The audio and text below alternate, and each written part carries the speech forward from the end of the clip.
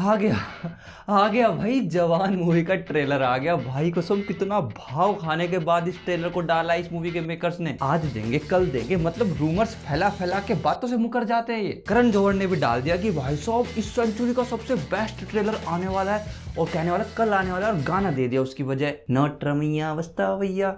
गाना भी ऐसा ही दिया। भाई तुम लोगों की कोई जुबान है या नहीं है? और तो ऊपर से भाई साहब खुद ने अनाउंस किया था कि 31 तारीख को रात को 9 बजे हम इस ट्रेलर को डालेंगे, और बीच दोपहर में डाल दिया। That's not fair Pushpa. खैर पॉइंट पर आते हैं, अब ट्रेलर आ चुका है, हम देख चुके, और जो सबसे बड़ा सवाल आया पड़ा था कि भाई साहब डायनासोर और बादशाह के अंदर कौन जीतने वाला है, मतलब कि सलार मूवी और जवान मूवी में से कौन सी मूवी का ट्रेलर बढ़िया होने वाला है, या फिर कौन सी मूवी बढ़िया जाने वाली, इसका सब एजम्पशन कर रहे हो।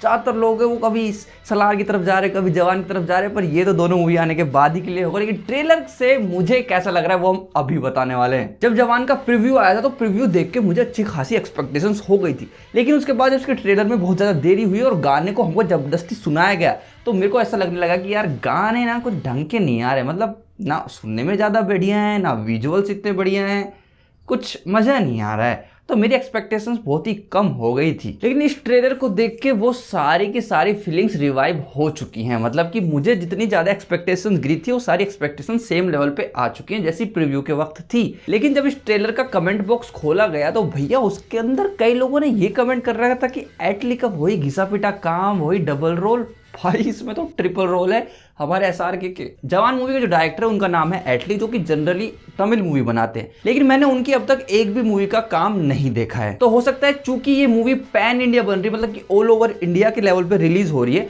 तो हो सकता है कि अपना जो डायरेक्टर है एटली वो अपना बेस्ट काम, जिस चीज के अंदर वो माहिर है, वही दुनिया को दिखाना चाहता है शुरुआत के अंदर, और इसी वजह से उन्होंने अपने रिपीटेटिव वर्क को ही रिप्रेजेंट करने की कोशिश की। और इसका असर बस उन लोगों पे हुआ जो कि उनकी रेगुलर ऑडियंस है। उनको ऐसा लगा कि यार एक ही कंटेंट हम बार बार अलग अलग तरीके से कैसे देखेंगे। तो कुछ ऑडियंस के लिए बोरिंग कंटेंट हो जाता है, और कुछ ऑडियंस के लिए ये भाई साहब बिल्कुल अजमाया हुआ कंटेंट है जो कि सबको पसंद आएगा ही। थलपति विजय इस मूवी के अंदर होंगे या नहीं होंगे ये अभी तक कंफर्म नहीं हुआ है, लेकिन अभी भी बहुत से लोगों को उम्मीद है कि उनका कैमियो इसमें देखने को मिलेगा। एक नाम और है कास्ट में जिसको ट्रेलर के अंदर नहीं दिखाया गया, वो है संजय दत्त। पता नहीं क्यों मूवी के हाइप के लिए बचा के रख रखा है कि भैया एकदम स्क्रीन पे ही दिखाएंगे लोगों को, क्योंकि हर कोई हमारी तरह कास्ट तो पड़ता नहीं है जाके। ट्रेलर की कटिंग में मूवी के मेकर्स ने इतना दिमाग लगाया कि भैया ट्रेलर देख के आपको बस ये समझ में आएगा कि मूवी इस जोन की होने वाली है, और उल्टा ये कहानी में आपको कंफ्यूज करेगी किसका रोल क्या होने वाला है, कौन सा टाइमलाइन कब का है, कौन पहले सीन हुआ कौन सा बाद में हुआ, कुछ समझ नहीं आता। बस एक चीज समझ में आएगी, वो ये कि विजय सेतुपति इसके अंदर मेन विलन है बस। बाकी एसआरके को हम एज ए साइंटिस्ट देखेंगे, एज ए मिलिट्री ऑफिसर देखेंगे,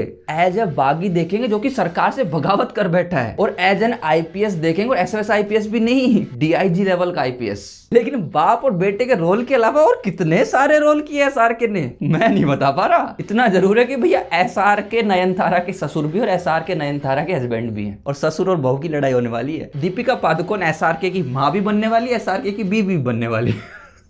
कैसा लग रहा है बोलने में। ओवरऑल ट्रेलर देख के मजे आए, बीजीएम और विजुअल सेटिस्फाइंग थे, लेकिन जिस हिसाब से इसका इंतजार करवाया गया उस हिसाब से नहीं दिया इन्होंने। लेकिन फिर भी इस मूवी के गानों की वजह से जो मेरी उम्मीदें कम हुई थी, उन उम्मीदों को तो इसने वापस खड़ा कर ही दिया। अब मैं श्योर हूं कि एक सिनेमैटिक मास मसाला तैयार हो रहा है भाई साहब जम के, जिसमें लोग हुटिंग करते हुए मूवी को एंजॉय करने वाले हैं।